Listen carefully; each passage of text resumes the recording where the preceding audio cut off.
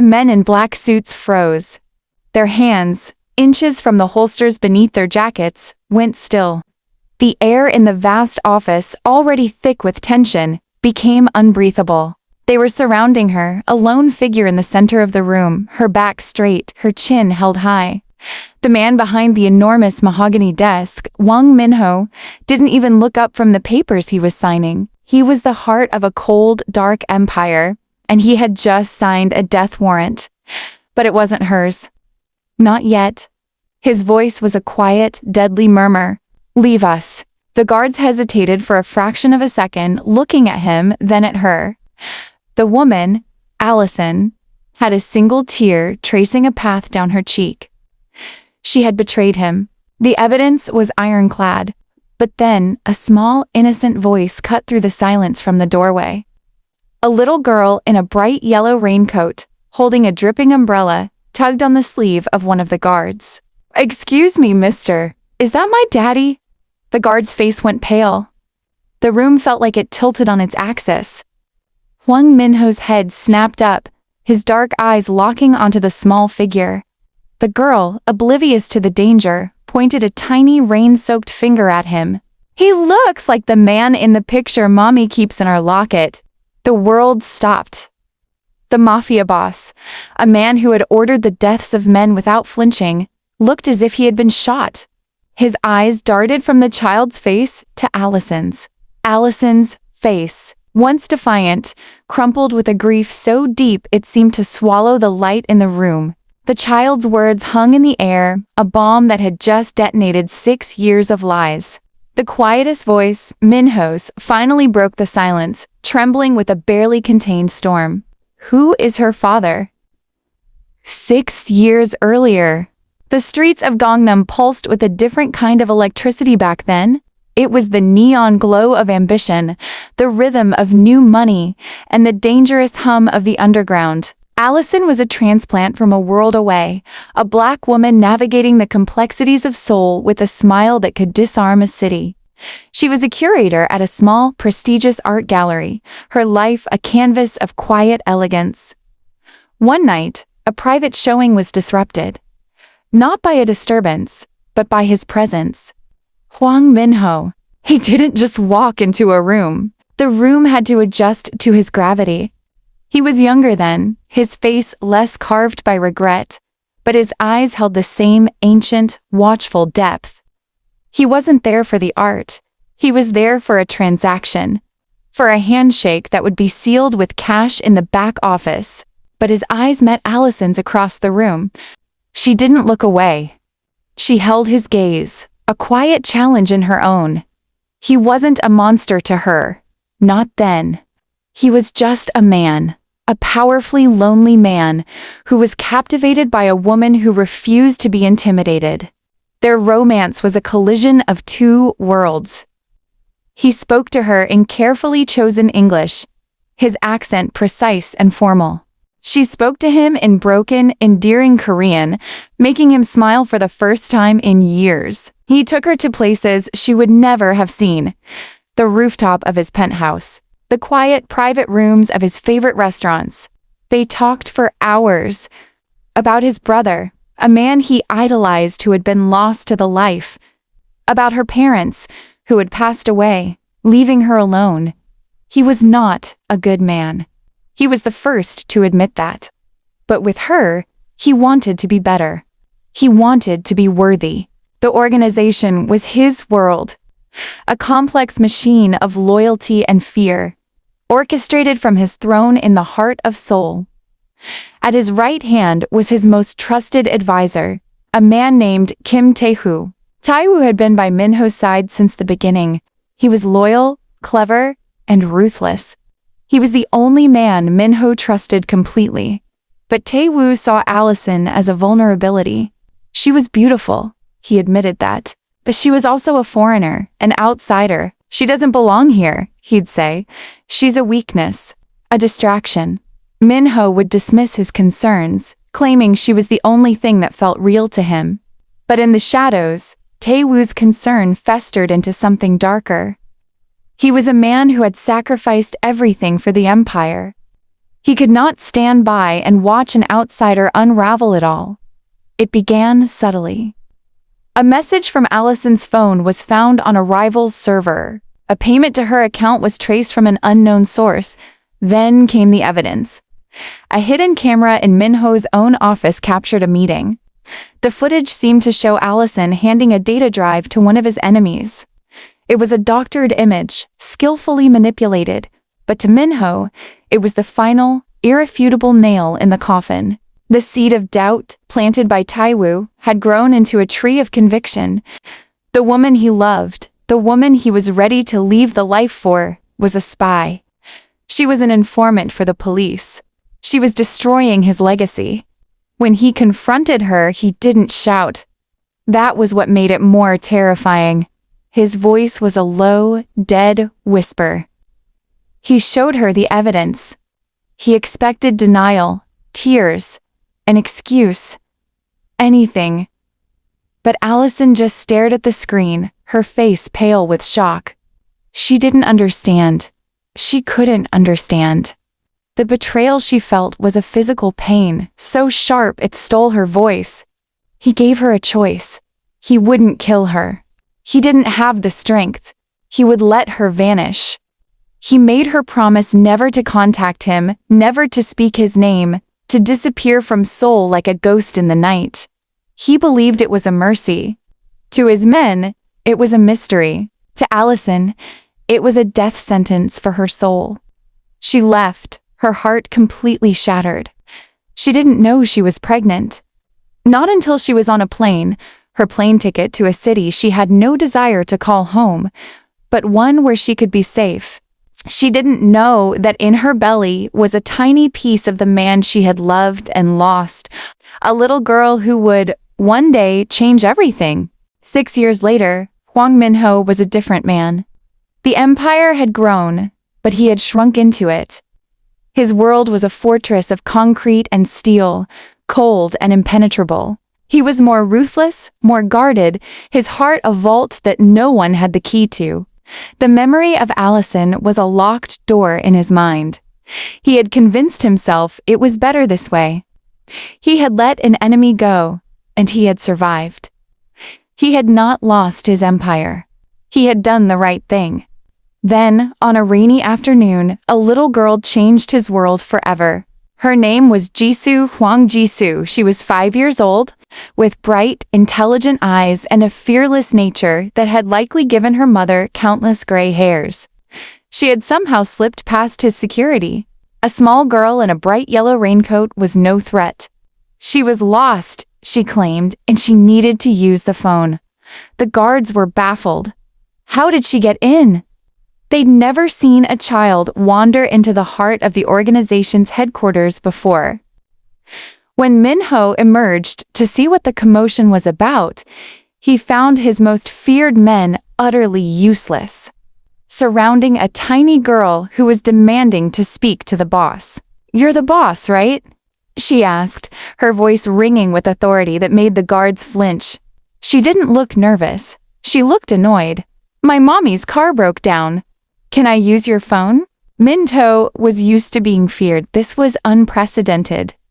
He knelt, a motion he hadn't made in years, to look her in the eyes. "You're very brave," he said. "Your mother didn't tell you to be scared of this place?" She shrugged. "Mommy says brave people aren't the ones who aren't scared. They're the ones who do things even when they're scared. And I'm not scared. I'm just really, really wet." He let her call her mother. He watched her, fascinated as she spoke in rushed, incredibly articulate Korean. Her mother was coming to pick her up. It was the only moment he had with her, but she was unforgettable. She questioned everything. The huge painting on the wall in his office? She didn't like it. The sword collection in the hallway? She wondered if they were used to cut food, the guards with their stern faces? She wanted to know if they were her new friends. Her innocence was a sledgehammer on his heart of stone. His lieutenants noticed. They saw the boss, the unfeeling leader, smile. A real smile. It was unsettling. But more than that, they saw something else. They saw a resemblance. The shape of her eyes. The the stubborn set of her jaw. One of his older guards, a man who had been with him for decades, leaned in to whisper to Tae-woo. "Doesn't she look a bit like—" He didn't finish his sentence. Tae-woo silenced him with a look. But the seed had been planted. The lie they had created was beginning to show cracks. The little girl came back the next day. And the day after. She would wait by the gate, her tiny face pressed against the bars, waiting for her boss friend to come out. She was impossible to ignore. She began to bring him things. A drawing of a familia stick figure mom, a stick figure dad, and a stick figure girl. The dad had a triangle for a body and was very tall. She made him a bracelet out of macaroni. She told him about her life, her cat, her favorite foods, and her mother, who she insisted was the prettiest woman in the whole world. She never mentioned her name. Mommy is just Mommy. She doesn't like us to tell strangers her name. It was a safety rule. He thought. Smart. But he never pressed. The guards grew accustomed to her. The terrifying compound, the epicenter of Seoul's underworld, was now the playground of a little girl. They'd all but adopted her. She'd bring them snacks and ask about their families. They had to be careful. Talking about their families felt dangerous. But for the little girl, they'd make an exception. The investigation into her mother was conducted immediately, but it always hit a dead end. The name she gave the security was a fake, and her car was unregistered. It was a ghost. And then, one afternoon, a very specific detail slipped out. A slip-up from a child who had been told a secret. They were in his office. She was helping him fold a paper airplane. He was trying to get her to tell him her mother's favorite food, a harmless question. She giggled, shaking her head. Mommy says I can't tell you anything because her name is Allison and you're her long-lost love. The paper airplane fell from his fingers. The room spun. That name, the name he had tried to erase from his memory for 6 years. Allison, the woman he had banished, the woman he had failed to see as anything but a traitor. The name hung in the air, a phantom from a past life. He looked at the little girl's face and suddenly he saw a phantom too. The shape of her nose, the way she chewed her lip when she was thinking, the intelligence in her eyes. It was Allison's face. It was his face. He knelt before her, his entire world fracturing at his feet. Jisoo, he said, his voice cracking. Is your mother? Is her name Allison? Allison Park? The little girl beamed. You remember her? The betrayal, the past, the evidence, it all felt like a blurry photograph. It didn't make sense. Allison, the woman he had loved, had kept his child a secret. She had raised his daughter in exile. Why? Why would she do that unless she wasn't the traitor? Unless she was protecting Jisoo from the monster he had become in his own mind. He summoned Tae-woo. For the first time in 6 years, he saw the truth. He looked at his advisor and saw the fear in his eyes. The lies that had been woven around him for so long were unraveling, and Tae-woo knew it. Tae-woo, he said, his voice dangerously calm. Look at me. Look into my eyes and tell me, one more time, what you said about Allison 6 years ago. Tae-woo didn't speak, he just stared. The silence was more damning than any confession. Min-ho didn't wait. He activated his network. His men, the ones who were truly loyal, went to work. The doctored footage was found. The fake bank transfers were traced. The betrayal was not Allison's. It was Tae-woo's. His most trusted advisor had been framing the love of his life for years. He had been manipulating the evidence, pushing Min-ho to a conclusion that would benefit no one but himself. He had been protecting the empire, yes. But he had also been protecting his own position. Allison was the threat, and so she had to be removed. The confrontation was not a shootout. It was an examination. Min-ho stood before Tae-woo, a broken man and his broken empire. You took her from me, he said, the words heavy with grief. "You took my daughter from me. You took my entire future." Tae-woo bowed his head. "I was protecting the organization. She was a weakness, a distraction. I couldn't let you destroy everything we built." Min-so let out a hollow laugh. "You destroyed it. He didn't have him killed." Tae-woo would spend the rest of his life in a prison he had helped build, a prison of his own making. Justice wasn't about blood. It was about the truth finally seeing the light. The empire trembled, but it didn't fall. Min-ho had to rebuild it, not with fear, but with loyalty. He had to rebuild himself first. He found Allison.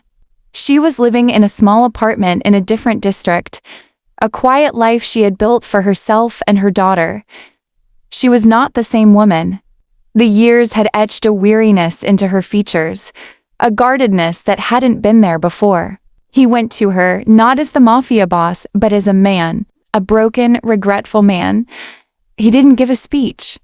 He knelt on the pavement outside her apartment building, his expensive suit soaking up the rain. He had to beg. For 6 years, he had wasted time. For 6 years, a lie had kept him from the only 2 people who could save him.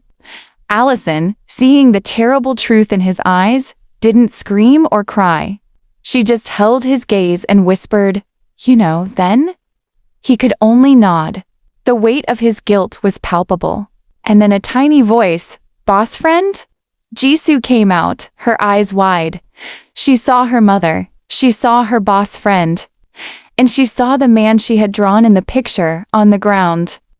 "Mommy, why is my daddy crying?" The question broke him. It was the innocence of it, the simplicity of a child who had just recognized her father in the most devastating way. All the years of loss, the questions, the missing pieces, they all rushed back. A tidal wave of emotion that threatened to drown him. Allison looked at him, her eyes brimming with tears. "He's not crying because he's sad, baby," she said softly, helping him to his feet. "He's crying because he's finally home." The 3 of them stood together in the rain, a family of strangers, brought together by a child's innocent, unbreakable love. The empire, the betrayal, the lies, it all faded. What was left was just them. A man who had learned to forgive himself, a woman who had the courage to give him a second chance, and a little girl who, with a single innocent question, had changed everything. The final scene shows the 3 of them in a small, cozy apartment, the rain having stopped outside. Jisoo is sitting on Min-ho's lap as he reads her a bedtime story, a book with a dragon that's not scary at all. Allison watches from the doorway, a cup of tea in her hands, a soft, tentative smile on her face. It wasn't a perfect ending. It was a beginning, but it was their beginning. A beginning built on truth, forgiveness, and the understanding that even the most broken of hearts can be mended by love. She found the strength to say the words that would heal his deepest wound. "You didn't lose us, Min-ho. You just found us a different way. Remember, trust is the price of love. Forgiveness is its reward." Thank you for watching this story on Seoul Mafia Romance Stories. If this tale of love, betrayal, and second chances touched your heart, please show your support. Like this video, subscribe to our channel for more emotionally charged narrations, and leave a comment below. We'd love to know where you're watching from. Your support means the world to us. We'll see you in the next story.